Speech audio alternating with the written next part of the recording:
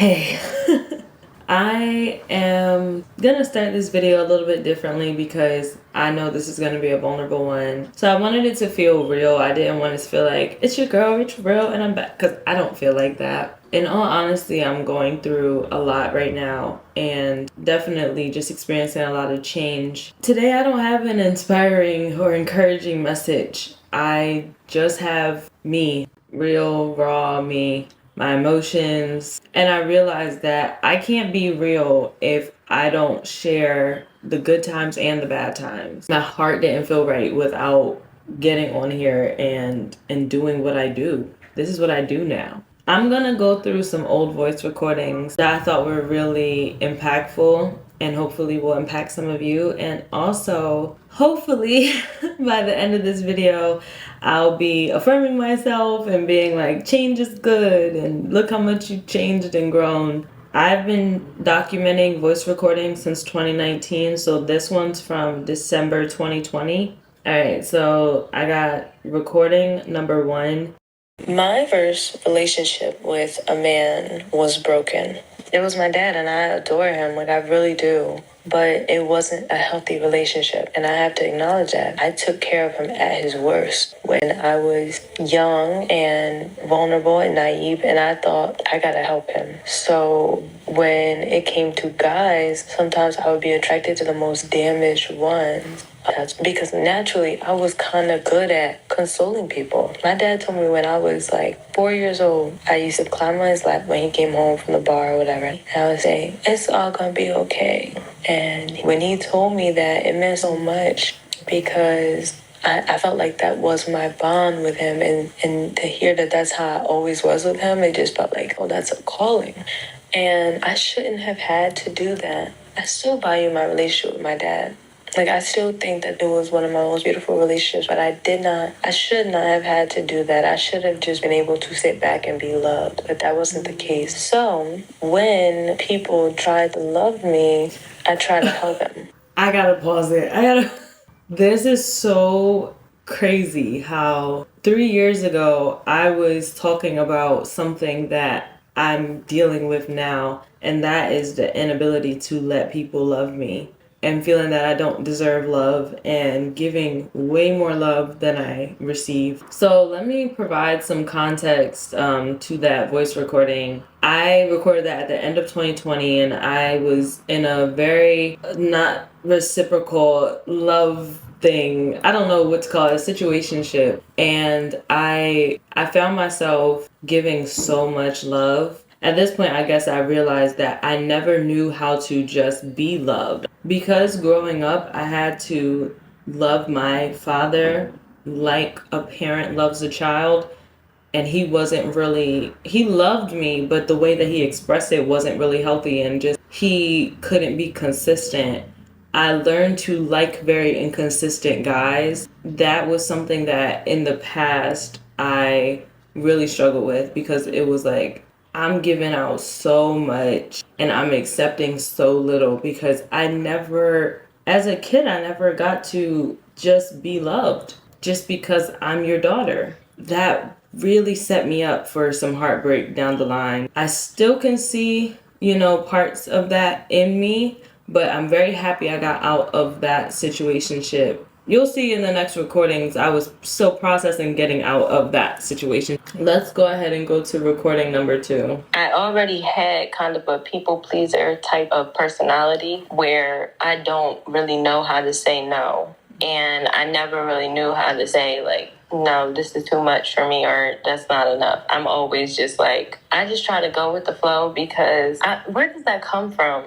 I really don't know. But when it comes to like people that I love, once they get in that soft side, a lot of times I just fold and I crumble into this little soft girl who doesn't speak up for myself. And I don't know where that comes from, because nobody made me feel like I couldn't speak when I was young. I don't like when things are bad, period. Like, even if I'm at a party, if something awkward happens, I get really frustrated. Or, like, if something tense happens, I get really mad because I just like for things to be good and everybody could just laugh all day. Like, that's just how I am, because I dealt with so much trauma and things weren't good so much that I'm just like, when there's a peaceful moment, I'm like, yes, like, this is it. And so I had a habit where I avoided confrontation. As a person, I don't want to be someone who goes into situations not trusting people. Like, I don't trust nobody. I'm always gonna like question you. I don't give you my trust. You gotta earn my trust. I always felt like those type of people were difficult. I just start off trusting and loving because it's so natural to me. I just love love. I love laughter and trusting and compassion and happy things. I need someone that I can love and trust. I never felt like I would handle situations with a cheater well, with someone who I couldn't trust to go out. That's when I would be crazy. Like, that's when I would start acting out my character, because I'm a very soft individual, a very loving, forgiving, hopeless romantic. I'm not naive anymore, but I could say I was naive in the past. But if I'm with a wrong type of guy who takes advantage of how forgiving I am and how soft and loving I am,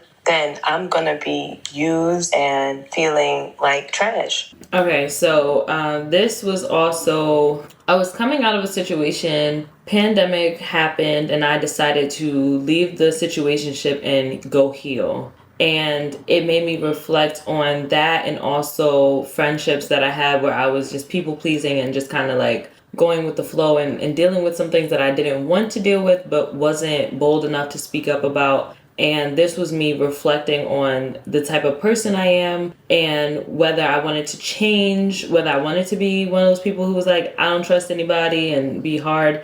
But I was just like affirming myself in that voice message, like, I am loving and comforting and gentle and trusting. And I don't want to lose that. And so we're going to keep going. That one is longer, but I think I just go on and on about the same thing. So we're going to go to number 3. Okay, so I just had a revelation. I always put these in my voice notes. So I'm sitting here and I'm wondering why it did not work out with this guy.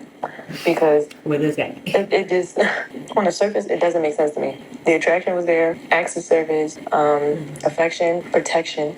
Like, in every way externally, it was working. But something internally was being blocked. When I went to really like pour my love all the way in, he ran from it. And it confused me because I was holding back a lot in the beginning. And when I unleashed the clip, he ran. It wasn't an external issue, it was an internal issue that was manifesting externally. Externally, let me just paint the picture. He was going back to a girl that obviously was not good for him, and anybody who looked at him could see it, right? But I'm like, this doesn't make sense. Because when you look at a kid who has never been offered healthy love, or think of it like, if you look at a kid who's never been offered a healthy meal, if you present them with a healthy meal and junk food, you expect them to choose junk food because of their environment, what they grew up with, their options. But if you got a kid who's being offered a healthy meal and junk food and they're choosing the junk food, now you got to look at that mentality. Why are you rejecting healthy love? Someone who prays for you, cares for you. That's when you got to look at the individual and not just the external, but the internal. Pretty much same context as before, just was coming to these realizations. I was in a space where the pandemic had already happened. I had so much time to think, and I was coming to these realizations that this person wasn't a bad person at all. The type of love that I was ready to give, he wasn't ready to receive. And now looking back on it, I don't blame him for that. I learned so many lessons from that situation. I don't harbor any anger or resentment. Like, I genuinely wish that person the best. I did take some hurt from that, some baggage that I had to recover from and still recovering from. Like I said before, it's that inconsistent love that I got used to receiving as a child. It just kept coming back in different names, different faces. I'm proud of myself for walking out of that situation, but as you can see, it took a lot. Let's see where we are. The next one is June 21st of the same year. Hey, so I've been realizing that I am a flawed human being. So basically, like, what had happened was, I realized I'm extremely flawed. I have some habits that are not very healthy, but I didn't realize them until I started seeing them in multiple relationships. So one of those habits is that I need to go away and recharge. Now, that's not an unhealthy thing, but the way that I do it, right, sometimes can be a little bit, it can kind of hurt people because I don't communicate it well. I can tell my family, hey guys, like, I just need to stay home. I need some alone time. But when I don't communicate that and then I just get increasingly more irritated with them because I'm forcing myself constantly to be there, it causes a blow up. It causes some type of blow up or blowout where really I just need to say, hey, I need some alone time right now. And I don't know how to communicate that, so I end up hurting people. The other habit, and that is I let things build up and then I blow up. I definitely can say that I let my anger and frustration build up in a relationship. Like when I'm talking to a person, when they disappoint me, I don't say anything. And that's because growing up, I had that type of relationship with my father. And so I never got mad at my dad for not coming through for me. I never said anything when he disappointed me. I just waited until the next time that I could see him again. But disappointment was something that I became very familiar with. So sometimes I have a habit, and the first step is acknowledging it. I have a habit of letting people kind of hurt me or do certain things a certain number of times, so many times until I just blow up and either cut them off or I blow up and just like, the people I really love, I become numb. I just let things build up because I don't like to confront things. I like things to be good. And so I let things build up. But once you start to like attack me, I let the clip loose. Like I just empty the clip. And I need to learn how to just be okay with just like, okay, they're never going to understand what they did. And so you just have to move the way, you just have to make adjustments to the way you move because it's just that like, I don't know how to have healthy boundaries. That's the whole point of this audio. I don't know how to create healthy boundaries and I'm going to learn today. So the first thing that I want to do is start asking for alone time. Whether it makes people sad, I have to start asking like, hey, I just need some alone time real quick. Another thing is that I need to learn how to express to someone in a non-confrontational way, like, hey, I need your help and I need you to communicate better with me. And I think I'll do better if I communicate those two things. And now I'm tired of talking. Bye. And now I'm tired of talking. Bye. Okay, so that one, I really like that one. At the time, I was 20. I have gotten so much better with boundaries. I've just seen that over time. My friends that used to ask me for a lot of stuff, they stopped asking. I just have been able to say no to a lot more things. I learned the relationships in my life that were reciprocal. I learned which ones they were. And so I do feel like I got to a point where I'm in healthy relationships, and that feels really good to know that I've been able to do that. And I've gotten a little more comfortable with communication. I'm not going to say confrontation. I still don't like confrontation, but I know how to do it in a healthy way now. After going to therapy and learning different tools, I know how to confront something without being confrontational. In the past, I used to let things build up and be really quiet and then one day just blow up or just cut the person off. Because I was scared that if I brought things up that,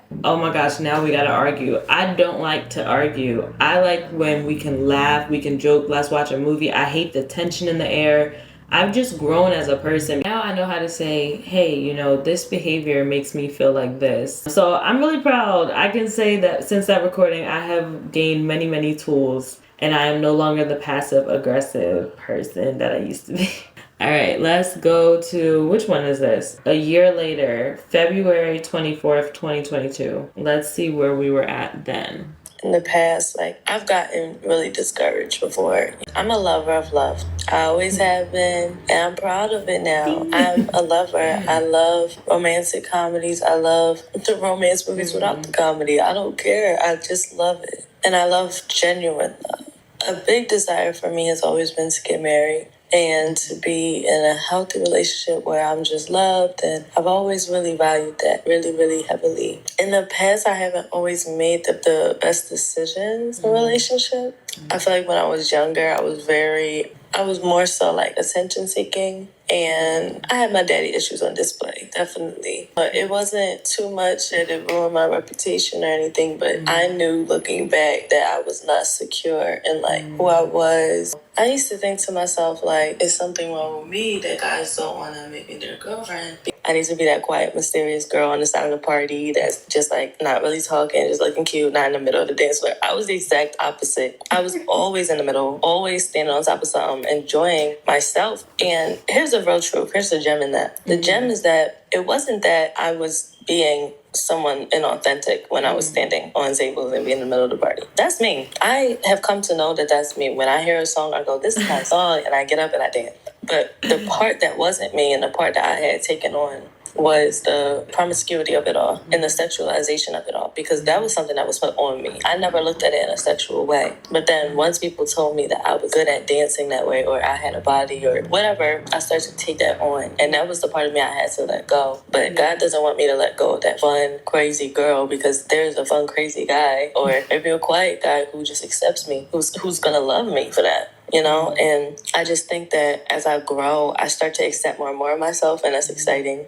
Being on that journey, that's so exciting. But yeah, that was a big thing for me growing up, was whether I was wife material, whether I was girlfriend material. But then I just got to the point where I just was like, I don't care. I'm not settling. I don't care if you don't like me because I can't cook, or you don't like me because of XYZ. I just stopped caring, because I was like, I don't want you either. Like, you don't meet my expectations. We just, we're in high school and I want a boyfriend. But I was put under scrutiny, because I think a lot of women are, about being wife material, and you need to learn how to cook. Oh, you need to learn how to do this and be more quiet and be submissive. And I will be. But I can't change myself. Like, that's me. I'm funny. I'm crazy. I like to dance. I like the nighttime better than the daytime. I like late night car rides. I like deep talks. This is just me. And there's going to be somebody who fits me so well. Because I don't want to change to this, a woman who is quiet and doesn't speak up and doesn't say anything. Because I always thought that if I choose to serve God, I need to change.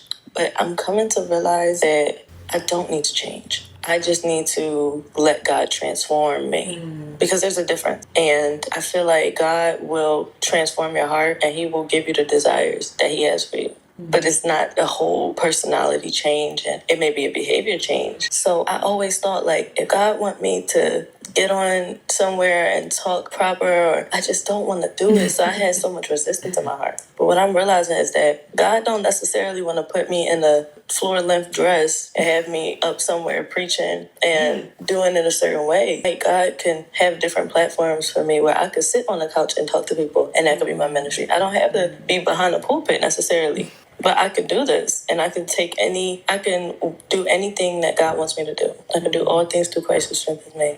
So I've been called, and I do need to prepare myself. I do need to get into my word.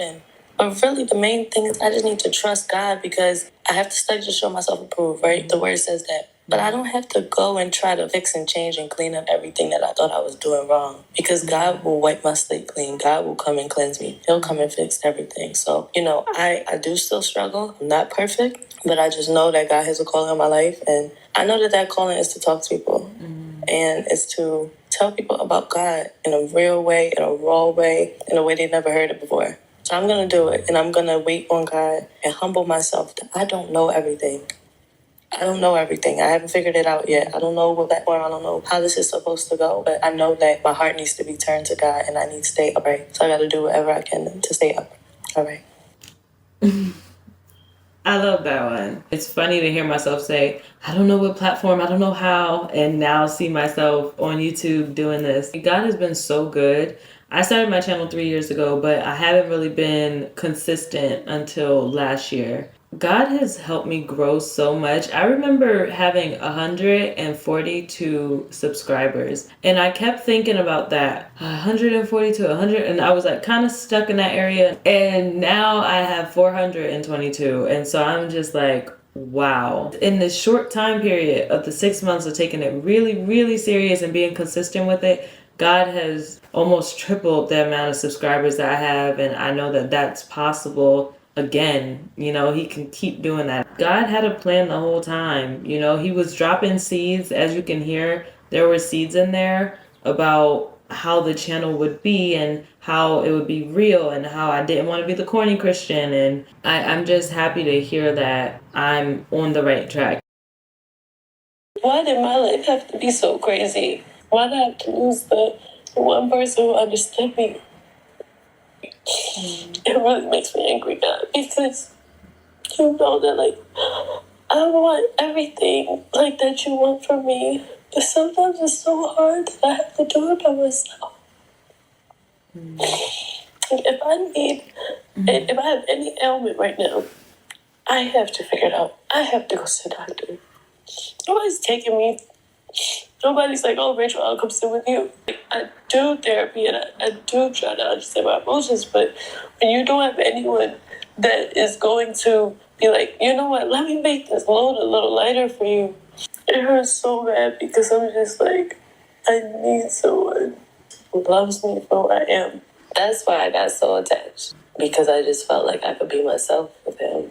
I wonder, like, if he feels like he could be himself with me, but I just feel 200% with him. I mean, don't put all your faith in know he likes you back. It's just like, embrace it. That's a beautiful feeling. Like, that was really nice to be fully embraced and accepted by somebody. And then to be fully supported. Like the other day when I launched my YouTube video, let me support her right when she posted. Like, and I appreciated that. You know, I hope that something pans out there. But if not, I'm okay with that.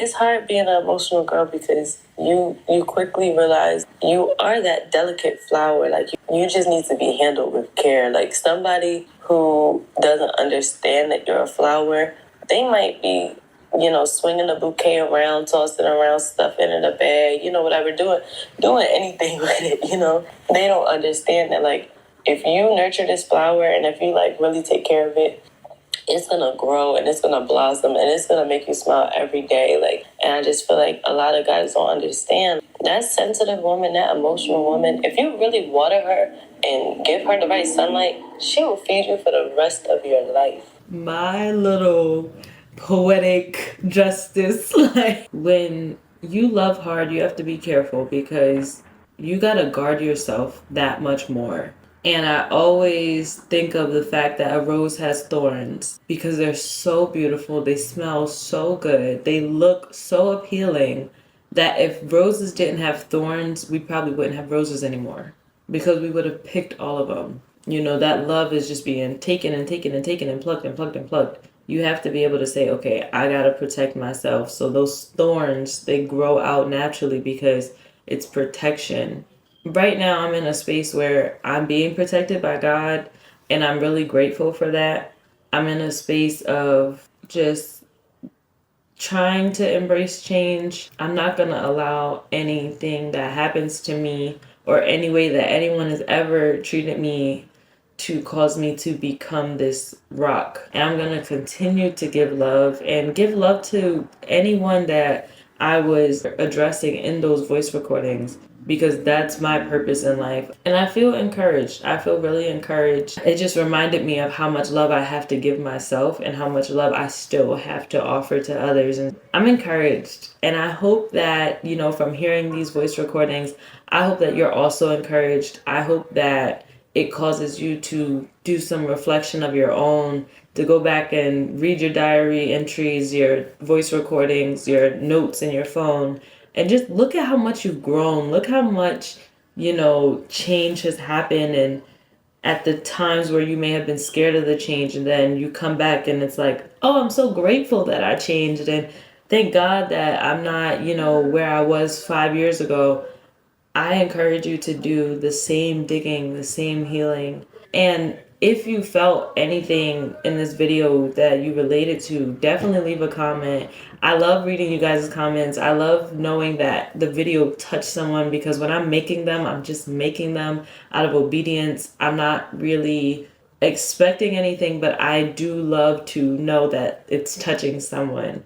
So leave me a comment and make sure that you like the video. Make sure that you subscribe. And until next time, keep it real.